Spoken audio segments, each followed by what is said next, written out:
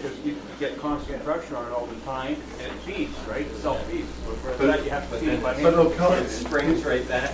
if you put it in a planer, it's going to follow the contour Of of the board. So exactly. that's what you're trying to get rid of. If your board Okay, so is that's the advantage concave, there, you don't get that, okay. I don't know what the advantage is, that's why I'm trying to find no, out. Yeah. you have to start with this. If you've got a rough board, you have A rough board. Well, if a board's not perfectly flat by 2 inches, you can't put it through the table saw, you can't put it through the planer to get it square.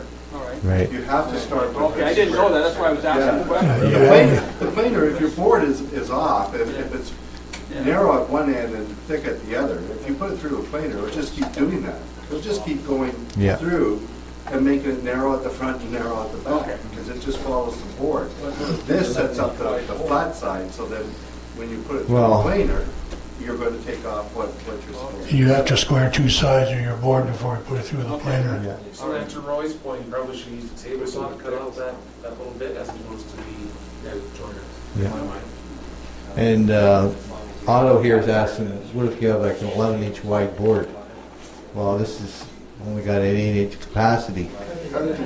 But, or theoretically, you could take the guard off and let that 3 inches hang over. Erase that. I've seen videos where they recommend you can do that. Yeah, gotta have to glue it back together. Pressure wood. Okay, Mr. Board and Pat. Or get a hand plate. He was asking about the planer. Well, the planer cuts on the top, right? Exactly. That cuts on the bottom. Right. Okay, so that's the difference. Right? Yeah. You have to go there first. And if you have a board that's got like a long, slow crown in it, you can run it through that planer and it'll still have that banana shape. Roller just squishes it down. Exactly. Comes out, it just pops right back. Right. So let's say you ran a 2x4, the experiment was done on both sides.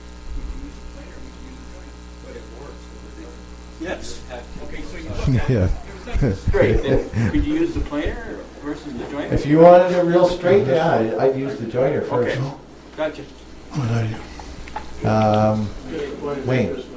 When everybody's cutting anything, make sure you cut it longer when you go through the planer because you're going to get snagging. Yeah, that's true. Piece you don't Make want to it, have it dead on and all of a sudden you go, I got snagging, now I can't cut it. Leave Yeah. yourself a bit extra. leave your stock 2 to 3 inches longer and then cut off a snipe. You're going to get snagging. Yeah, it's hard to get away from. Leo. Yeah, if your planer or your joiner is cupping, what do you adjust the outfeed or the infeed? Never adjust the everything. Yeah, you never adjust the outfeed. That's set when we change the blades, and we set the height of the blades to the outfeed table. So, yeah, never touch those ones in there. You got the camera on there. You pick them up. Yeah, you never touch these. Just leave them alone and just adjust it on with this one and this lever, this handle. Any other questions? Alan? It's necessary to make sure that the dust collector's hooked up to that, right? Yeah, obviously. This does put out a lot of chips. And the dust collector does a pretty good job of it, but like I've said before, you start up the dust collector, give it a couple seconds to get up to full speed before you start running your wood Make through. sure the gates are open. Yeah, it's working pretty good right now, our dust collector. Any other questions? Well, just Matt? Just one point.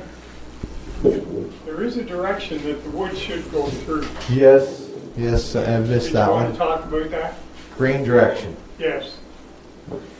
I should have an example here. You can't really see it on this one. This There's is a board fairly- right behind the table there, Mike. You might, Yeah. well, is that There, enough? I could draw something on the There. whiteboard. Oh, there. Yeah. Can we see grain on that? I don't know.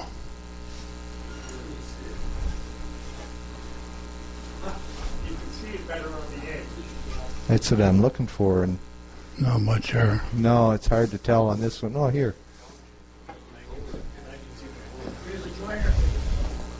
Well, on the board, this is probably a good example because it's hard to tell.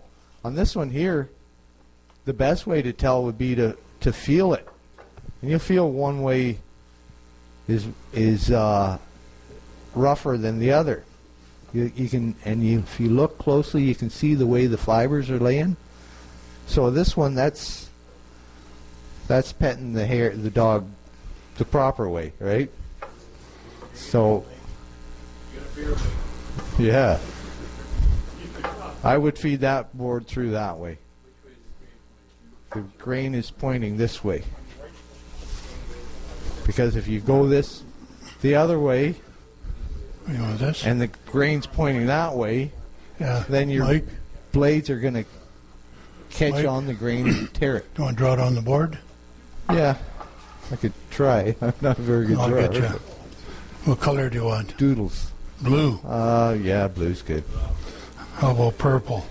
Purple, royal purple. Okay. Can you draw? No. Okay. How about a side view?